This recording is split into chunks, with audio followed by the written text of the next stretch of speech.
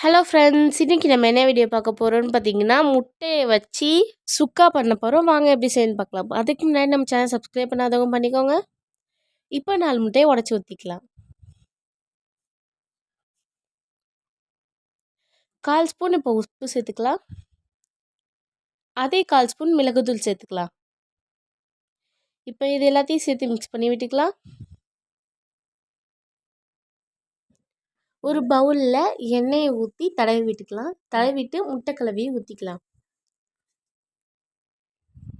இப்போ நான் இட்லி சட்டியில் அந்த கலவையை வச்சுட்டு ஒரு மூடி போட்டு மூடிக்கிறேன்.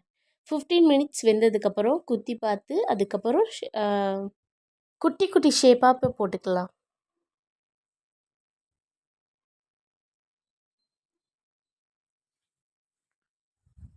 இப்போ அந்த கத்தியை வச்சு அப்படி கொஞ்சம் கொஞ்சமாக எடுத்து விட்டுக்கலாம்.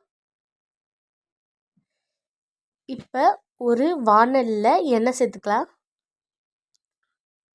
2 வெங்காயம், கடுகு சேர்த்துக்கலாம் 1 ஸ்பூன்,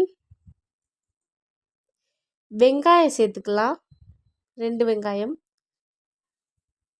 இப்போ எல்லாத்தையும் நல்லா கலந்து விட்டுக்கலாம். வெங்காயம் கொஞ்சம் வெந்ததுக்கப்புறம் கருவேப்பிலை சேர்த்துக்கலாம். கருவேப்பிலை சேர்த்து நல்லா வதக்குனதுக்கப்புறம் தக்காளி சேர்த்துக்கலாம்.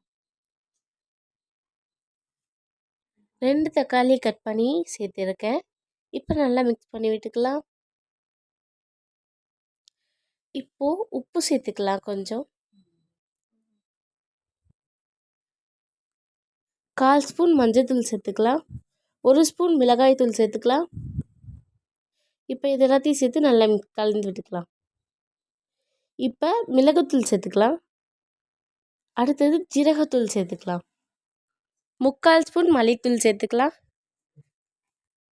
1 ஸ்பூன் இஞ்சி பூண்டு பேஸ்ட் சேர்த்து நல்லா வதக்கி விட்டுக்கலாம்.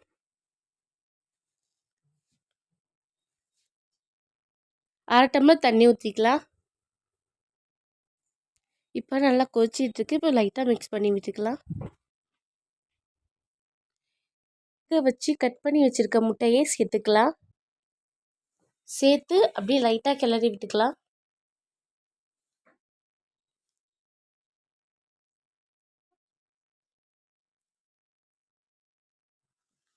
இப்போது ரெடி ஆயிடுச்சு. அவ்வளோதான், சேவ் பண்ணிக்கலாம். நம்மளோட முட்டை சுக்கா ரெடி ஆகிட்டு. பாய்.